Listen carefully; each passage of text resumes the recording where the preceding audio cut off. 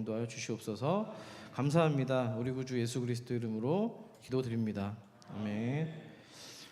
오늘 하나님께서 주시는 말씀은 신약성경 누가복음입니다. 누가복음 23장 32절로부터 38절까지 말씀입니다. 누가복음 23장 32절로 38절까지 말씀입니다.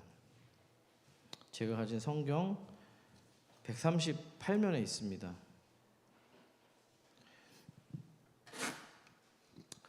한 절씩 교독 후에 마지막 절을 같이 합독하도록 하겠습니다. 32절입니다. 또 다른 두 행악자도 사형을 받게 되어 예수와 함께 끌려가니라.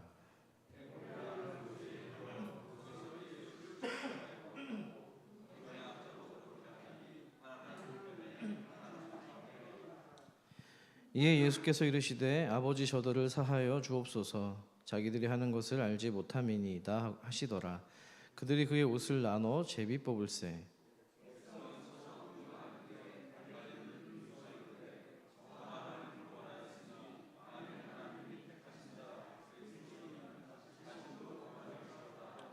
군인들도 희롱하면서 나와 신 포도주를 주며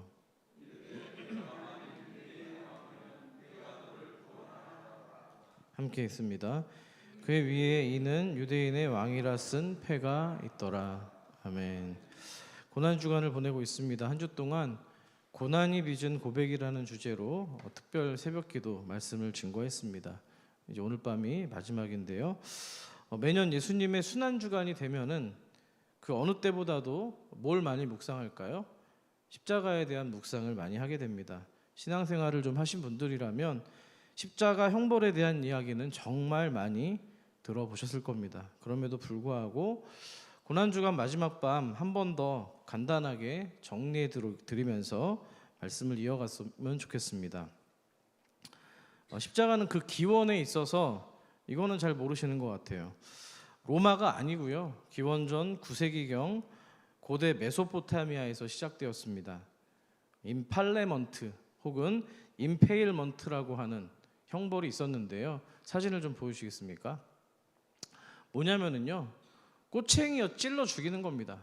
저기 지금 아수르에서 이제 저런 행악자들에게 저런 형벌을 내렸다고 하는데요. 꼬챙이로 찔러 죽이는 겁니다. 임페일먼트라고 합니다. 인간의 몸에 못이나 갈고리나 화살촉이나 작은 창과 같은 물체를 관통시켜서 구멍을 내고 마비를 일으켜서 고문하거나 처형하는 방법입니다. 그 이후에 기원전 6세기 페르시아 제국으로 이 형벌이 이어지는데요. 페르시아 다리우스 1세는 BC 519년에 바벨론에서 약 3,000명의 반역자들을 십자가에 처형했습니다. 그 후에 카르타고와 알렉산더 대왕의 헬레니즘 문화권에도 이 형벌이 진행이 되다가요. 로마 제국으로까지 그 처형법이 이어진 겁니다. 로마가 십자가 처형을 사용하는 이유는요, 간단합니다. 공포를 조성해서 반역을 억제하기 위함입니다.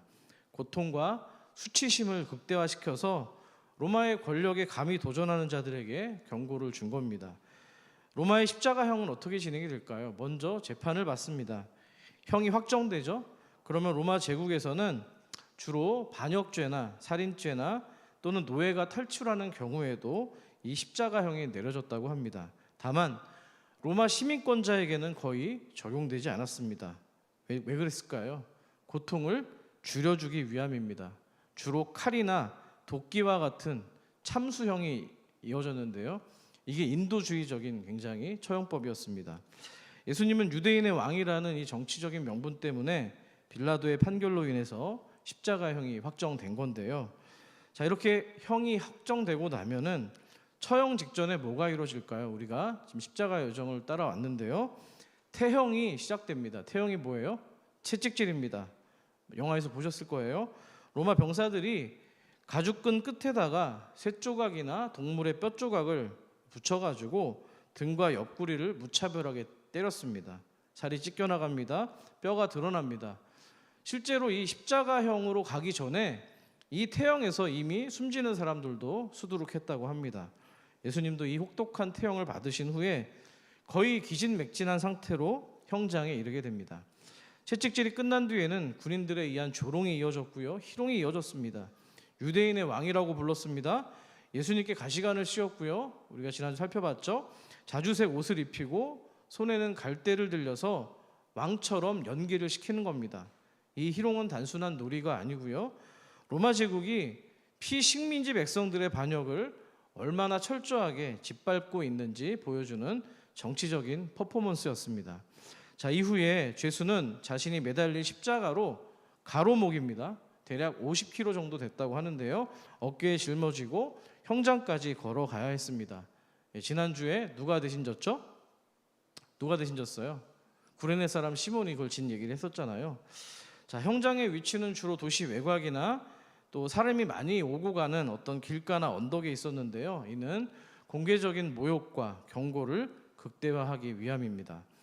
자, 예수님은 지나친 태형과 고통으로 인해서 이 가로목 나무를 제대로 지고 가지 못하셨고요. 결국에 말씀드린 바와 같이 구레네 시몬 이 사람이 로마의 병정의 명령에 따라서 대신 지게 되었습니다. 그럼 이제 형장에 도착하면은 가로목이 아니라 뭐예요? 이제 수직목입니다. 수직목과 대략 수직목이 90에서 100km 정도가 됐다고 했으니까 어마어마하죠. 가로목을 결합한 뒤에 죄인을 십자가에 못 박습니다. 손목 또는 손에 못을 박고요. 발을 포개어서 못을 박아서 고정하는데요. 이 자세가 왜 힘든 거예요?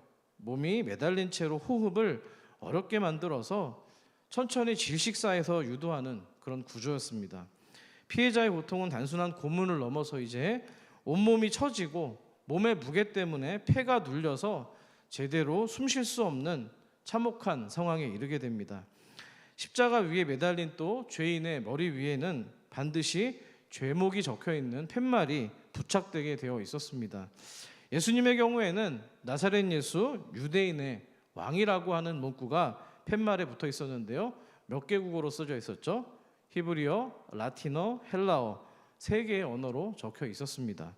이 팻말은 범죄의 어떤 본보기가 돼서 또 로마의 어떤 공포 정치의 상징을 보여주는 내용이었는데요. 죽음에 이르기까지 이 십자가형은 수시간에서 며칠이 더 걸릴 수가 있었고요. 탈수가 옵니다. 쇼크가 오죠. 출혈이 일어나고 호흡 곤란이 일어나는 등 복합적인 이 고통 가운데에서 천천히 생명이 꺼져가기 시작합니다. 보통은 죽음을 빠르게 유도하기 위해서 로마 병정들이 어떤 일을 합니까? 다리를 부러뜨리는 거죠. 꺾어버려서 호흡을 못하게 만드는 겁니다. 질식사를 시키는 건데요. 다행이라고 해야 되나요? 예수님은 이미 그 다리를 꺾기 전에 숨을 거두셨죠. 그래서 이제 로마 병사가 대신해서 창으로 옆구리를 찔러서 피와 물이 나오는 것을 확인해서 완전한 사망을 확인했습니다. 보통 이 십자가형에 처해진 자의 시신은요 매장되지 않고 버려졌습니다. 나중에 아리마대 요셉의 요청에 따라서 예수님의 시신은 정결히 감싸지게 되었고요. 자신의 새 무덤에 장사될 수 있었습니다. 이것이 예수님이 겪으셨던 십자가형의 과정입니다. 자, 주님께서 이런 여정을 겪으셔서 지금 십자가에 가셨는데요. 그 십자가 위에서 몇 마디를 하셨죠? 기억나십니까? 7마디. 한번 따라해 볼까요? 가상칠언. 십자가 위에 7마디 말씀이다 해서 가상칠언이라고 하는데요. 이 7가지 말씀을 하셨습니다. 여러분, 상식적으로 지금까지 제가 십자가 여정을 말씀드렸는데 십자가 위에서 말을 한다는 것은 이루 말할 수 없는 고통이 수반됩니다. 앞서 말씀드렸습니다만 그러니까 십자가를 통해서 죽게 되는 가장 큰 최종 사망 원인이 뭐예요? 질식사입니다. 가슴의 횡격막이 기도를 지속적으로 압박하는 겁니다. 숨이 막히는 상황을 초래하기 때문인데요. 그렇기 때문에 주님께서 지금 십자가 상에서 말씀을 하시려면은 몸을 들어서 더 많은 통증과 출혈 속에서 말씀을 전하셔야만 됐습니다. 살이 찢겨 나갔을 겁니다. 숨 쉴 때마다 말할 때마다 못 박힌 곳이 더욱 찢어졌습니다. 탈수가 심해집니다. 출혈이 더 많아지는 거죠. 정신이 혼미해지는 그런 상태에서 지금 주님께서는 조금씩 천천히 긴 호흡을 가지고 긴 간격을 두고 힘겹게 그 7마디 말씀을 하신 겁니다. 그냥 막 이렇게 똑바른 어떤 언어를 가지고서 똑바로 이렇게 큰 목소리로 하신 게 아니라는 얘기예요. 성경이 기록한 주님의 7마디 말씀을 정리해서 말씀드리죠. 첫 번째, 아버지 저들을 사하여 주옵소서. 자기들이 하는 것을 알지 못함이니이다. 두 번째, 내가 진실로 내게 이르노니 오늘 내가 나와 함께 낙원에 있으리라. 옆에 있는 강도에게 하신 말씀이었죠. 여자여 보소서 아들이니이다. 보라 내 어머니라. 사도 요한에게 말씀하신 세 번째 말씀이고요. 엘리 엘리 라마 사박다니 나의 하나님 어찌하여 나를 버리셨나이까? 이렇게 말씀하셨죠. 다섯 번째, 내가 목마르다. 여섯 번째, 다 이루었다. 마지막은 뭘까요? 오늘 새벽 기도 가운데 제가 했는데요. 아버지 내 영혼을 아버지 손에 부탁하나이다. 아멘. 자, 이렇게 7가지 말씀입니다. 주님이 가장 먼저 하신 말씀이 뭐라고 말씀드렸죠? 아버지 저들을 사하여 주옵소서. 자기들이 하는 것을 알지 못함이니이다. 아멘. 제가 첫 번째 날 이 용서의 고백이라는 제목으로 특세 첫날 제가 말씀을 드렸는데요. 조금은 좀 다른 각도에서 좀 이 말씀에 좀 오래 머물러야 한다는 좀 압박감을 좀 제가 받았습니다. 그래서 좀 오늘 다시 한번 말씀을 전할 텐데요. 혼미해지고 있는 육체와 정신의 고통 가운데에서 마지막 유언처럼 남기는 주님의 첫 말씀. 여러분, 지금 호흡이 그래도 좀 붙어 있을 때, 좀 그래도 정신이 혼미해지는 가운데서도 좀 상태가 괜찮아졌을 때 가장 처음 하는 말은 어떤 의미가 있을까요? 어떨 것 같아요, 여러분? 주님이 가장 말하고 싶은 걸 얘기하지 않았을까요? 상식적으로? 저만 그런가요? 예, 항상 저만 그런 것 같은 생각이 드는데 알쏭달쏭합니다. 자, 오늘 본문 34절의 첫 문장이 어떻게 시작이 될까요? 그때의 일입니다. 그때가 언제예요? 앞선 33절의 상황입니다. 그러니까 십자가에 못 박히셨을 때를 말하는 거죠. 그러니까 십자가에 못 박히셨을 때 가장 먼저 했던 고백이 뭐라고요? 아버지 저들을 사하여 주옵소서. 자기들이 하는 것을 알지 못함이니이다. 아멘. 그러니까 가장 첫 번째 이 고백을 했다는 건요, 뒤에 나와 있는 6가지 고백에 대해서 뭔가 그것들의 의미들을 다 끌어안고 포괄할 수 있는 그런 말씀을 하셨다는 겁니다. 생각이 되십니까? 그렇게 한번 좀 생각을 확장시키셨으면 좋겠습니다. 질문을 한번 드려보죠. 여러분, 사람이 극심한 고통이나 육체적인 어려움을 겪게 되면은 어떤 반응을 보일까요? 미안합니다만 제가 인격이 덜 수양이 돼서 저 같은 경우는 일단 짜증이 납니다. 짜증이 나면은 누가 그 짜증을 건들기만 하면은 분노가 치밀어 오릅니다. 제가 이렇습니다. 자, 실제로 여러분, 인간이 극심한 고통이나 압박을 받거나 수치감이나 생존의 위협을 느꼈을 때 그때는 여러분 내면의 감정이 여과 없이 드러나는 경우가 많다고 또 심리학자들이 이야기를 합니다. 그래서 신체적인 고통은 정말 극악한 고통일 경우에는 인간의 인내와 품격을 벗겨내버리고요, 감정의 본능적인 외침이 나타난다고 이야기를 합니다. 그래서 고문을 하는 거잖아요. 자, 십자가는 지금 사람을 망가뜨리고요, 인간의 존엄성을 짓밟았고요, 수치와 모욕으로 존재 자체를 붕괴시켜버리는 그런 형벌이었습니다. 그 자리에 매달렸던 사람은 공포감을 느낍니다. 수치스럽습니다. 탈수와 질식이 일어나고요, 고독이라는 복합적인 고통에 시달렸을 그런 상황입니다. 그래서 분노와 절규가 일어나고요, 이 십자가에서 때로는 욕설과 저주를 토해내는 것이 당연했을지도 모르겠습니다. 실제로 말씀드렸는데요, 당시에 좀 잔인한 거죠. 십자가에서 도대체 사람들이 얼마나 기가 막힌 욕설을 해내는지 세상에서 듣도 보다 못한 그런 욕설을 하는 것을 듣기 위해서 십자가에 모이는 사람들도 있었다고 이야기를 합니다. 질문을 드릴게요. 여러분이 만약에 예수님이라면 7가지 십자가에서 그 말씀 가운데에서 어떤 말씀을 가장 먼저 하셨을 것 같아요? 대답을 안 하실 줄 알고 임상 실험으로 제가 들어오기 전에 우리 고지호 전사님한테 물어봤어요. 제가 원하는 답을 했더군요. 어떤 말을 했을 것 같아요? 지호 전사님이 예수님이시라면 어떤 말씀을 하실 것 같아요? 라고 했더니 뭐라고 했을까요? 여러분은 어떠실 것 같아요? 어떤 말씀을 하셨을 것 같아요? 이거죠. 왜요 하나님? 왜 이렇게 저를 십자가에 못 박으셔야 했습니까? 예수님이 하신 7가지 말씀에서 빗대어 말씀드리면 4번째 말씀입니다. 엘리 라마 사박다니, 나의 하나님 어찌하여 나를 버리셨나이까? 저와 같은 인격의 소유자는 충분히 이거부터 얘기를 했을 것 같습니다. 그런데 주님은 그 말씀을 하지 않으셨다는 거예요. 자, 그 원망의 어떤 감정이 담겨 있는 그런 고백을 하지 않고요. 어떤 고백을 합니까? 우리 34절 우리 화면을 통해서만 저까지만 읽도록 하겠습니다. 시작.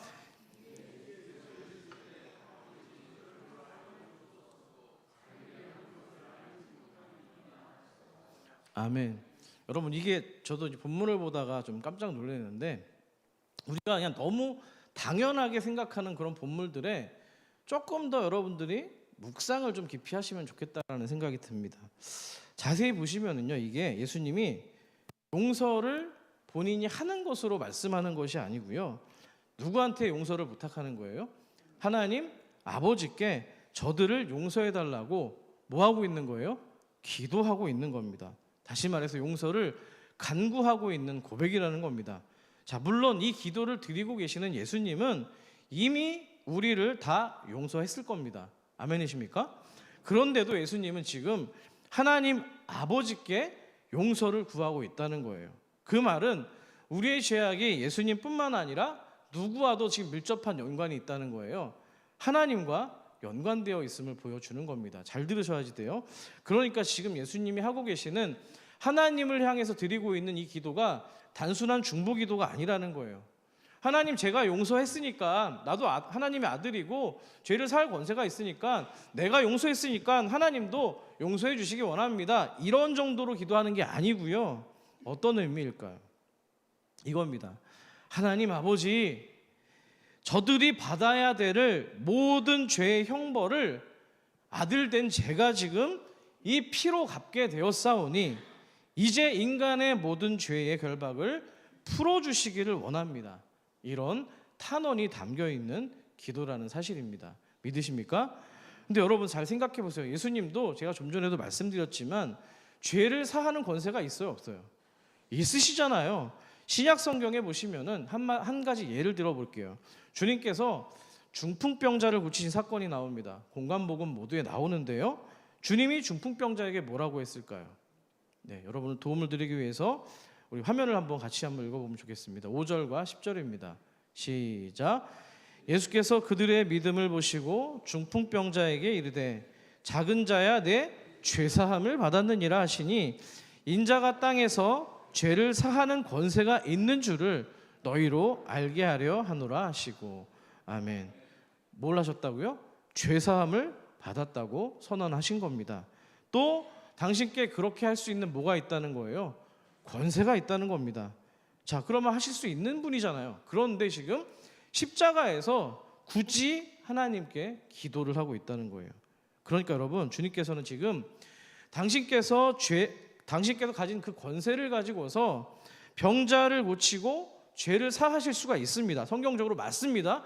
100% 맞습니다. 그런데 지금 왜 예수님이 십자가에 달리신 거예요? 그러니까 그 중풍병자를 죄사함을 선언하신 내용은 맞는 거긴 한데 어떤 더 궁극적인 모습에 대한 그림자처럼 나타난 거예요. 미리 보기로 나온 거예요. 무슨 얘기인지 아시겠죠? 맞는 건데 죄사하는 권세 있어요. 효력이 있다고요. 틀리다는 게 맞는 말이긴 한데요, 뭔가 더 궁극적인 것을 보여주기 위한 그림자에 불과하다는 이야기입니다. 정확히 말씀드리면 주님은 지금 어떤 신분으로 십자가에 올라가신 거예요? 저주받은 죄인으로 하나님의 버리심을 받기 위해서 이 땅에 오신 겁니다. 맞습니까? 다시요. 지금 주님께서는 저주받은 죄인으로 하나님의 버림을 받기 위해서 이 땅에 오신 겁니다. 성탄절이 12월 25일입니다. 뭘 기념하는 거예요? 주님의 탄생, 성육신, 이 땅에 오신 것을 기념하는 거잖아요. 극단적으로 왜 오신 거예요? 뭐가 되기 위해서? 죄 덩어리가 되기 위해서 오셨다는 사실입니다. 지금 주님은 하나님의 아들, 영광의 메시아가 아니고요, 인간의 모든 죄를 짊어진 완전한 죄인으로 십자가에 매달려 있다는 사실입니다. 죄인으로 죽어가고 있는 자가 지금 누구의 죄를 지금 용서할 수 있겠습니까? 인간의 모든 죄를 자신의 죄로 지금 떠안고 죄덩어리가 되어가는 존재인데 그 저주 가운데서 버려진 존재가 감히 누구의 죄를 사할 수가 있겠냐는 겁니다.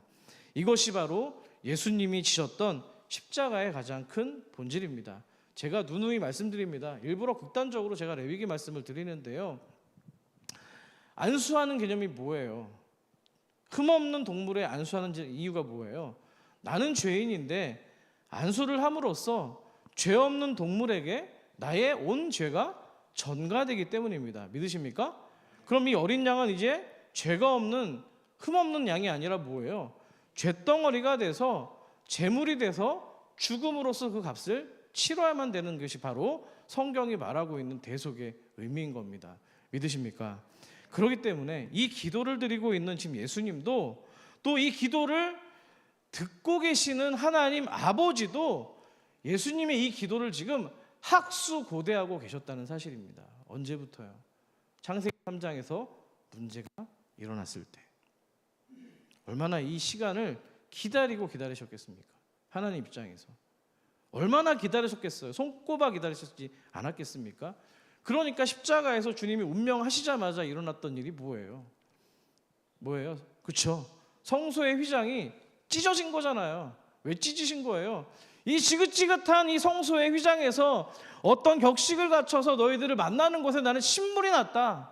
이제 더 이상 그럴 필요가 없이 이 보혈을 흘리신 예수 그리스도를 믿기만 하면은 언제든지 너희와 내가 연합할 수 있기 때문에 나는 이 날을 손꼽아 기다려왔다. 예수님은 지금 하나님 아버지께서는 이 아들의 기도 이것을 학수고대하셨다는 사실입니다. 아멘이시죠? 그렇기 때문에 십자가에 매달리신 주님의 첫 마디는 이 기도의 간구 이걸로 시작했어야만 된다는 사실입니다. 이 땅에 성육신하신 예수님의 그 이유가 바로 저주의 십자가를 오롯이 지셔야만 되는 그런 일이었기 때문입니다. 아멘이시죠? 주님의 이 기도를 통해서 이제 아버지는 저와 여러분을 용서하시고요 용납하실 수 있는 그런 상황이 됐다는 사실입니다. 할렐루야. 죄로 인한 인간의 모든 형벌이 죽음이라는 예수 그리스도의 죽음이라는 대가지불로 완성이 됐기 때문에 이제 하나님이 우리에게 계획하셨던 모든 영광을 마음껏 베푸실 수 있는 상태가 되었다는 겁니다. 그게 정말로 잘 기록된 게 바로 로마서 8장입니다. 중요합니다. 화면을 보시면서 같이 한번 읽어보겠습니다. 시작. 누가 능히 하나님께서 택하신 자들을 고발하리요? 의롭다 하신 이는 하나님이시니 누가 정죄하리요? 죽으실 뿐 아니라 다시 살아나신 이는 그리스도 예수시니 그는 하나님 우편에 계신 자요 우리를 위하여 간구하시는 자시니라. 아멘. 하나님이 누가 의롭다 하신 거예요? 하나님이 의롭다 한 거예요. 정죄할 수가 없다라는 거예요. 누가 대가 지불을 했기 때문에요? 주님께서 십자가에서 죄덩어리로 죄를 값을 치르셨기 때문입니다. 바로 이 로마서 8장의 고백이 오늘 예수님이 첫 마디에서 이뤄냈던 하나님의 용서의 그런 고백인 줄 믿습니다. 부디 이 말씀이 저와 여러분의 가슴에 깊이 좀 머물기를 소망합니다. 내가 어떻게 지금 죄사함을 받게 되었는지, 내가 어떻게 하나님께 용납되고 용서받을 수 있는 자가 되었는지, 그 순간이 언제였는지 어디서였는지 여러분 오늘 이 고난주간이 다가는 시점에서 반드시 돌아가셔서 묵상하는 은혜가 있기를 소망합니다.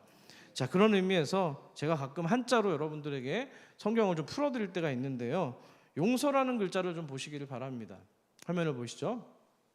이 용자가요 두 가지 의미가 있습니다. 먼저 얼굴이라는 의미를 가지고 있고요, 담다, 포함하다 이런 의미를 가지고 있는데요, 저 위에 있는 게 집가자입니다. 편이 집가자인데요, 집가에 안에 사람이 있는 겁니다. 뭐예요? 집 안에 사람이 들어있다는 얘기는 누군가를 집 안에 품는 것을 의미합니다. 아멘이십니까?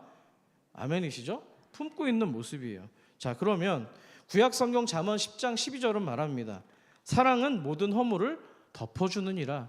저 위에 지금 집이 뭔가 덮는 구조를 가지고 있잖아요. 사람을 품고 있고 덮는 구조를 가지고 있는 거예요. 신약성경 에베소서 4장 32절은 말합니다. 서로 용납하고 불쌍히 여기라고 기록을 하고 있습니다. 자, 그러면 이 용서의 용자는 단순히 참는 게 아니고요, 다른 사람을 내 안에 품고 받아들이는 포용이라고 말할 수 있는 겁니다. 예수 안에서 하나님이 지금 십자가를 통해서 죄인을 받아주시는 그 은혜의 포용과 닮아 있음을 확인하실 수가 있는 겁니다. 아멘이시죠? 두 번째는 용서할 서자입니다. 느긋할 서, 용서할 서, 이런 의미인데요, 남의 허물을 너그러이 넘기는 겁니다. 그런데 이 글자의 구성이 마음심과 모모와 같다 하고 하는 같을 여자가 합쳐진 단어예요. 위에 있는 게 같으려고, 아래에 있는 게 마음심입니다. 무슨 말이에요? 마음을 같게 하는 거, 그 사람의 마음에 서보는 것을 이 서자가 의미하는 겁니다. 신약성경 마태복음 7장 12절은 말합니다. 황금률이라고 하죠. 무엇이든지 남에게 대접을 받고자 하는 대로 어떻게 하라고요? 너희도 남을 대접하라. 이 말씀이 용서의 서자의 의미입니다. 그러니까 서를 좀, 이 한자말을 다시 다른 말로 좀 한국말로 변환한다면 다른 사람의 마음에 서 있는 게, 그게 뭐예요? 공감이란 뜻입니다. 아멘이십니까? 다른 사람의 입장이 되어보고 그 사람의 이유를 좀 이해해보고 정죄보다는 먼저 공감과 동정을 선택하는 태도, 그것을 바로 말하는 단어가 저 용서할 서자입니다. 예수님은 십자가에서 저 한자가 가진 두 가지의 의미를 모두 다 이루어주셨습니다. 아버지여 저들을 사하여 주옵소서. 보세요, 그들의 죄와, 예수님이 십자가를 지시까지의 여정을 한번 살펴보세요. 조롱과 침뱉음과 그 모든 것들을 지금 십자가의 그 상황까지도 자신 안에 품고서 지금 감당하고 계셨고요. 서자가 뭐였어요? 동정, 공감이라고 말씀드렸습니다. 자기들이 하는 것을 알지 못함이다. 그들의 무지를 이해하고 계셨고요, 그들의 처지를 공감하시면서 지금 변호하셨기 때문입니다. 그렇기 때문에 이 한자 둘 용서에 담겨 있는 그 의미를 십자가에서 주님께서 이뤄내신 줄 믿습니다. 여러분, 고난주간 주님의 십자가 여정을 따라오면서 주변 인물들의 모습이 이렇게 스쳐 지나가더라고요. 자, 여정을 한번 따라가 볼까요? 흑백 필름처럼 이렇게 지나갑니다. 어제만 얼마 전까지만 해도 호산나 다윗의 자손이에 환호하던 이 군중들은요, 그를 십자가에 못 박으라고 외칩니다. 종교 지도자들은 진리를 알면서도 외면합니다. 빌라도는 무죄를 알면서도 대중의 눈치를 바라보며 손을 씻어냅니다. 양심은 씻어내지 못했고요, 채찍과 가시면류관으로 온갖 고문을 겪는 주님은 이제 골고다에 올라가십니다. 그 누구도 함께 그 십자가를 지려고 하지 않았습니다. 십자가 위에 달린 예수님을 향해서 병사들은 제비를 뽑고요, 옷을 나누고요, 지금 내려와 보라, 자기는 구원할 수 없나 보다 조롱하기 시작합니다. 그 조롱 가운데 주님은 침묵하셨습니다. 그리고 그 침묵 속에서 이제 작은 아주 희미한 외마디 맺힘이 들려옵니다. 아버지, 저들을 사하여 주시옵소서. 주님의 기도에는요, 군중의 죄들, 지도자의 죄, 알고 지었던 죄, 모르고 지었던 죄, 그리고 저와 여러분의 죄가 담겨 있는 겁니다. 십자가는 단지 그때의 형벌이 아니고요, 지금 이 시간 우리의 교만과 침묵했던 것과 외면하고 했던 모든 그런 우리의 마음을 비추고 있는 거울과 같다는 겁니다. 예수님은 여전히 그 모든 죄를 품고 묵묵히 사랑으로 그 길을 걸어가신 우리의 주님인 줄 믿습니다. 오늘 읽지는 않았습니다만 마가복음 15장 39절에 보면은요, 로마의 군인 백부장이 십자가에서 운명하신 주님을 보고 이런 고백을 합니다. 39절을 제가 읽어드리죠. 예수를 향하여 섰던 백부장이 그렇게 숨지심을 보고 이르되 이 사람은 뭐라고요? 진실로 하나님의 아들이었도다 하더라. 아멘. 이방인 로마 군인의 입술을 통해서도 하나님께 영광을 돌리고 이분이 누구라고 알게 된 거예요. 하나님의 아들이심을 드러내셨다는 겁니다. 여러분 잘 들어보세요. 저는 여기에 오늘 제일 중요한 교훈이 있다고 생각합니다. 그림 한 장 좀 보시겠습니다. 제가 한번 보여드린 그림이에요. 기억나세요? 누구예요? 예수님이죠. 우락부락합니다. 근육질이에요. 나도 저런 몸매를 가졌으면 좋겠는데. 자, 능력이 충분하신 분이시죠. 십자가를 박살내고도 남으실 엄청난 권능을 가지신 분이 저분이시라는 거예요. 자, 근데 여러분, 사람들이 조롱할 때, 비웃을 때, 내려와 볼 수 없느냐, 자기는 구원을 못하는구나, 막 이렇게 조롱하고 있을 때 저런 모습으로 당신의 능력을 만천하에 드러낼 수도 있었습니다. 근데 그렇게 하지 않으셨어요. 왜 그랬을까요? 주님께서는요, 그 사람들 무지한 거잖아요. 로마의 군인들 무지한 거 아닙니까? 모르는 거잖아요.